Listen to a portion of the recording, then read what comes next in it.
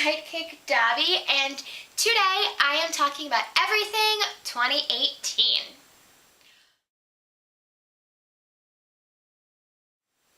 So I kind of failed this year when it came to reviewing and writing, and for a while even reading, but I did read a lot of books and I did really enjoy a lot of books. I ended up not doing reviews for most of my favorite books, which is kind of a problem.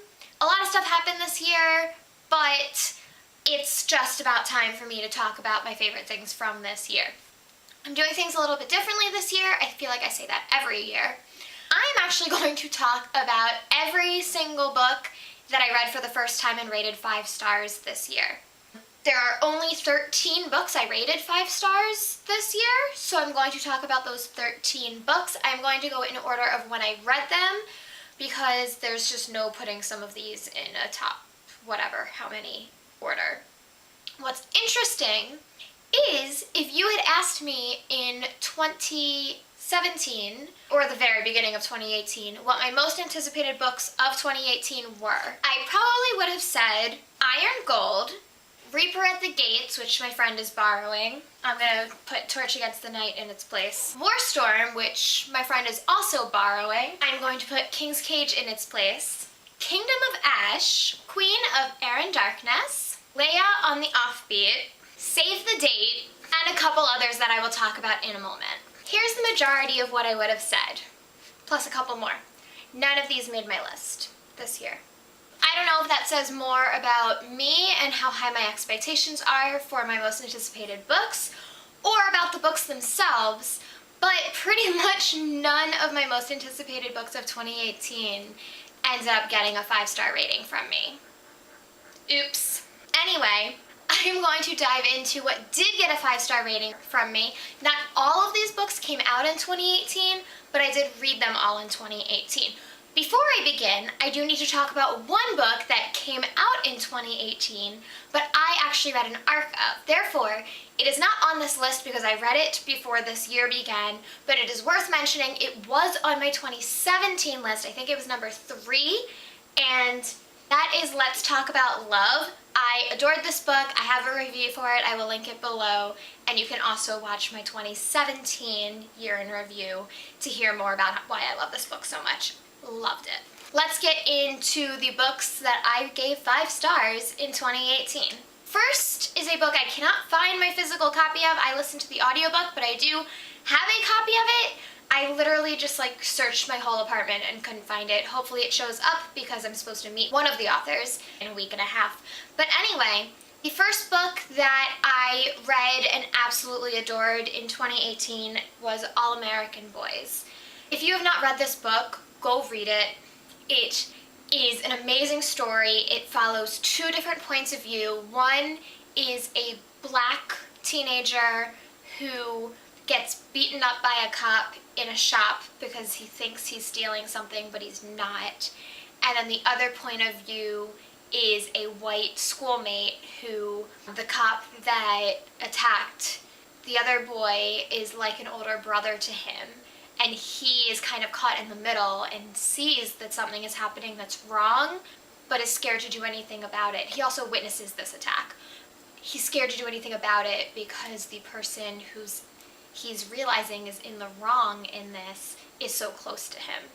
It's fascinating to hear these 2 different perspectives and to really understand what's going on in both heads.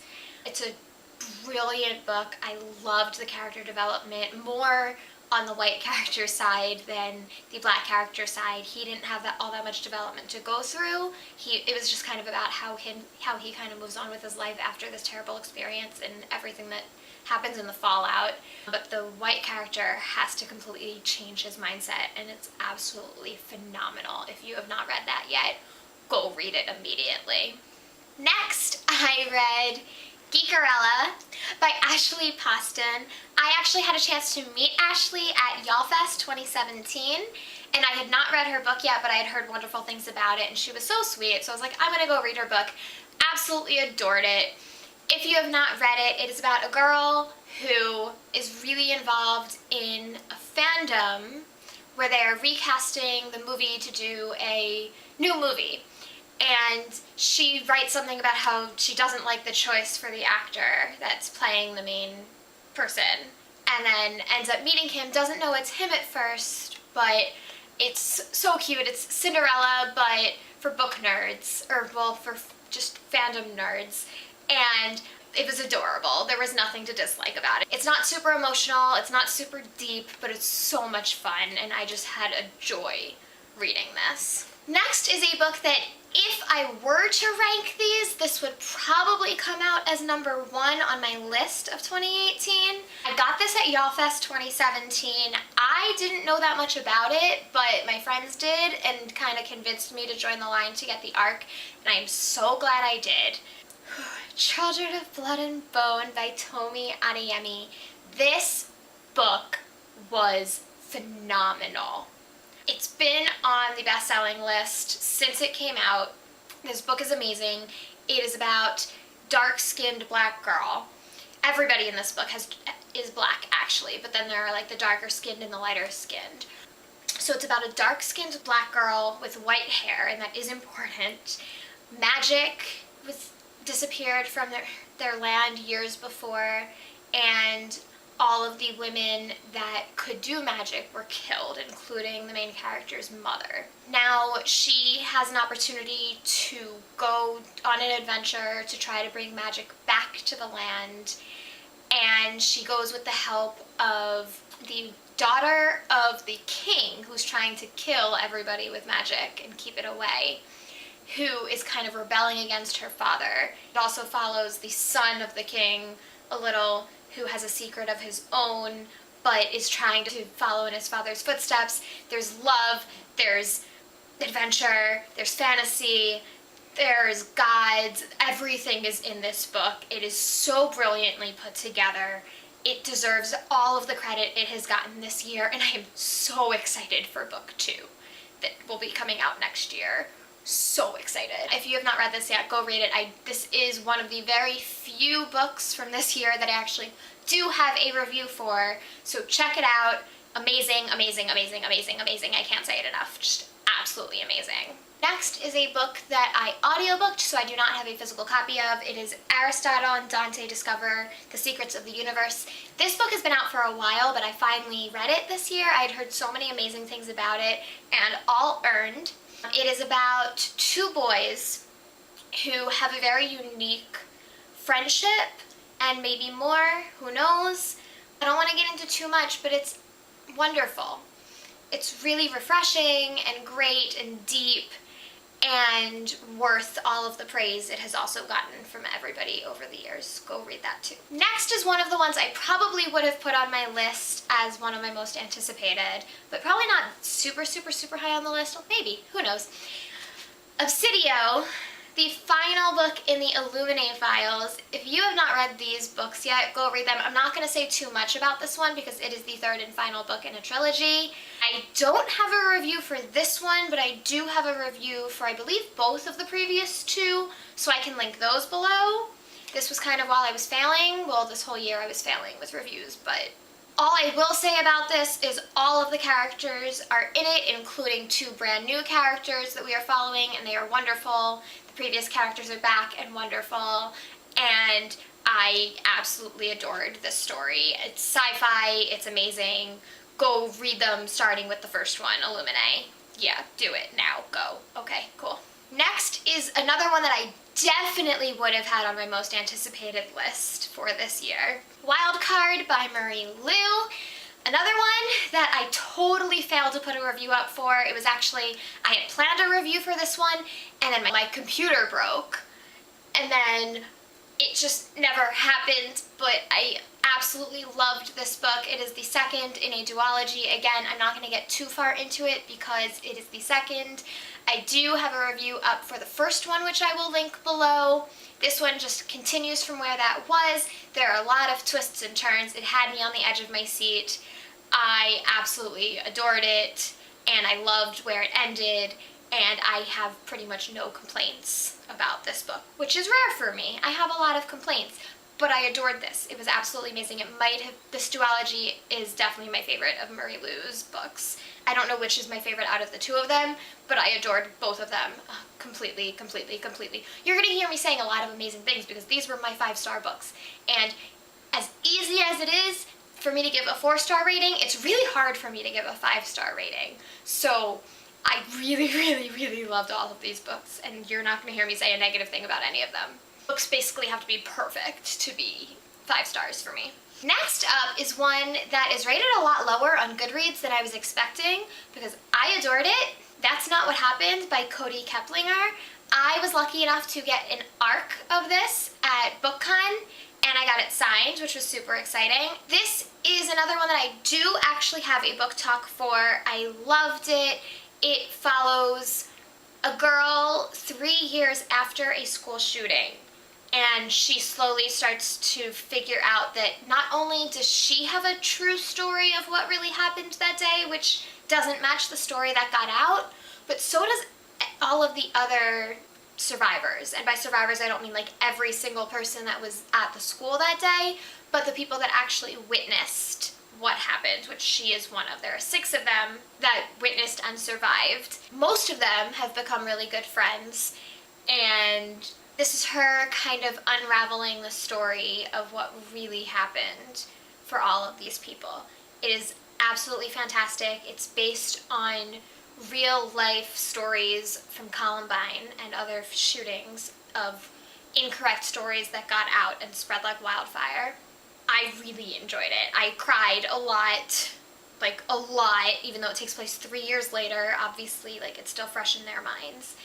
And I was so emotional, but it was so good. Next is one that I was super, super, super excited about. I read 2 books by one of these authors. Actually, I read 2 books by both of these authors this year. And this was my favorite by both of them, although one of them was also really good. Anyway, What If It's Us by Becky Abertali and Adam Silvera. I got an ARC of this at BookCon this year as well. This is another one that I really, really, really wish I had done my review for, but it unfortunately didn't happen. But this is about 2 boys who have a meet cute at a post office. One of them is going to ship his ex-boyfriend stuff that he had left to him, and the other one is just visiting New York for the summer, and they meet and they get into the middle of a flash mob and get separated and spend a portion of the rest of the book trying to find each other again. I love this book so much. I did get 3/4 of the way through before I stopped and realized, wait a second, this is Becky Abertali and Adam Silvera. One of them is known for very cute, adorable endings. The other one is known for heartbreaking, bittersweet endings. How is this going to end? And it ended as Becky Abertali and Adam Silvera team up would, and that's all I'm gonna say. I love this book a lot, obviously. I gave it 5 stars. It was amazing. Next is one I was wary of going in, but I absolutely adored it, obviously. The Darkest Legacy by Alexandra Bracken. This actually came out during BookTube-A-Thon, so that's why I don't think I wrote a review for this one. I was kind of trying to speed through books really, really, really, really quickly, and I loved it. Love the Darkest Minds series. I think this might actually be stronger than the trilogy was. It follows Zoo, who was a secondary character in the original trilogy, but comes into her own in this one. It also came out the same week as the Darkest Minds movie, which was a little confusing for me because the 2 stories were kind of, I don't know. Again, I'm not going to really get into the story of this one because you need to read the Darkest Minds trilogy first. I don't consider it a part of the series. I consider this like a sequel, spin-off type of book, but it was absolutely amazing. I got scared towards the end that it wasn't going to wrap up and this was going to be a whole new series. I don't know if she plans to write more of these or not. She could. There was enough left open that there could be more, but it was also wrapped up enough that there doesn't have to be.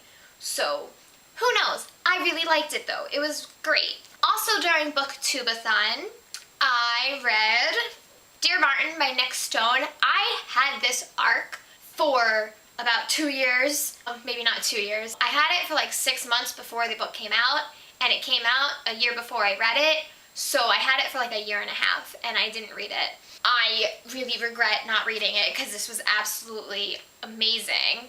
It is about a boy, a black boy, who gets arrested at the very beginning of the book for trying to help his white ex-girlfriend, seemingly white, she's actually biracial, but she looks white, trying to stop her from drinking and driving. And he ends up getting arrested. And it's kind of about how he tries to move on from that, and he knew about the issue with race and cops before, but he had never experienced it. So in his trying to kind of get his thoughts together, he starts writing books to Martin Luther King Jr. about what life is like today. Yeah, it gets real, really, really real, and it was really difficult to read at times, but very important, very wonderful. I, again, recommend this to absolutely everybody.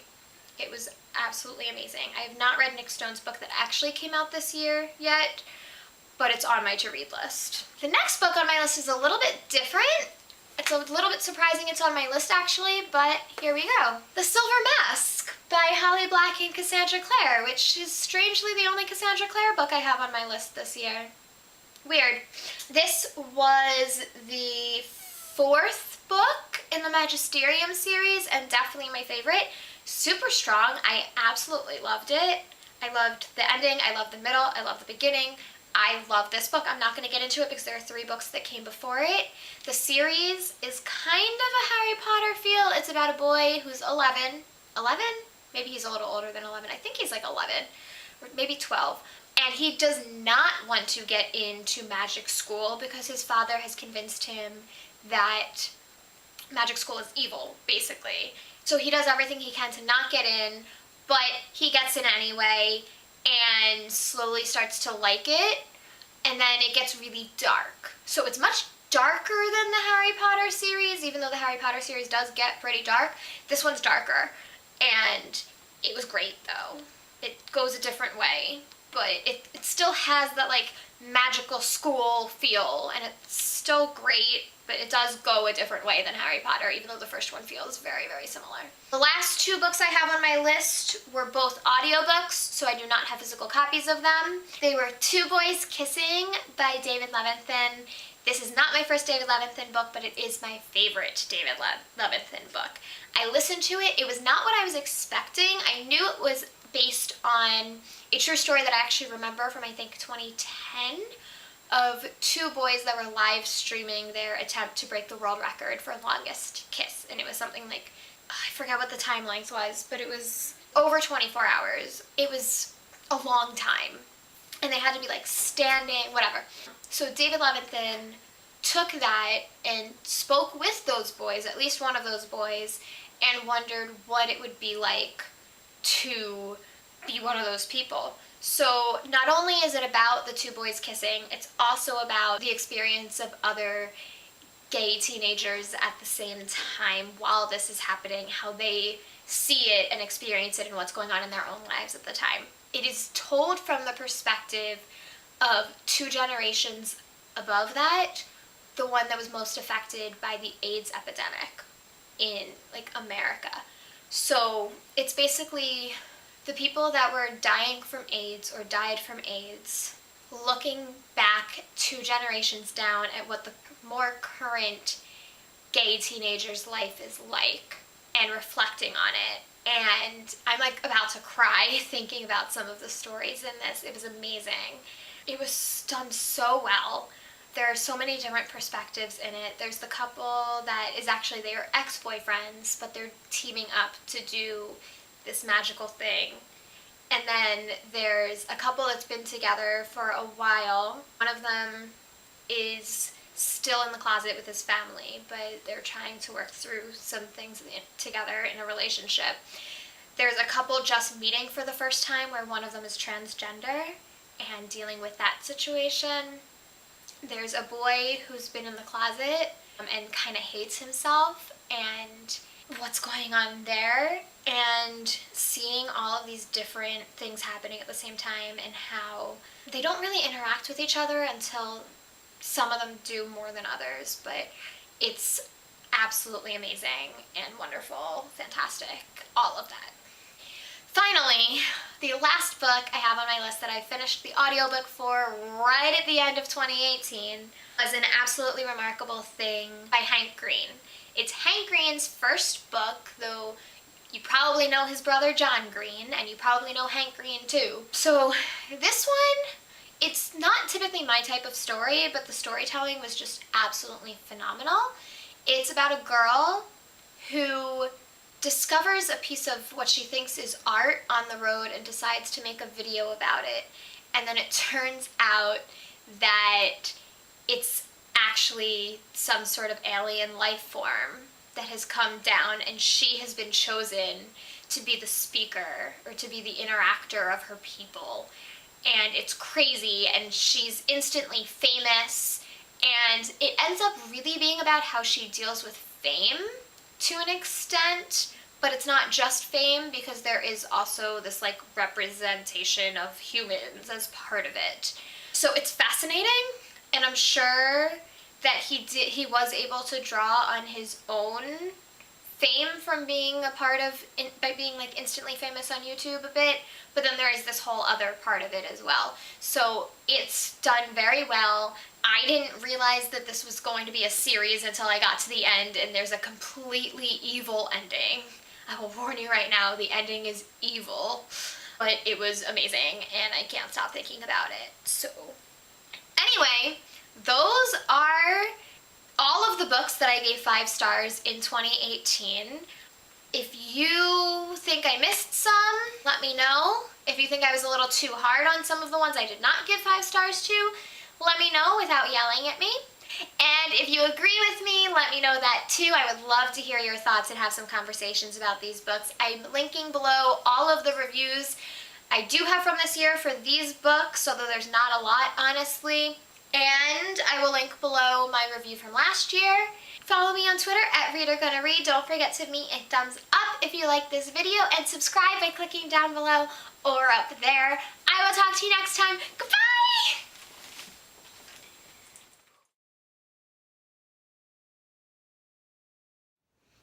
Hey, Ellie and Dobby here. Like the video? Come subscribe. Do it right now. Click it.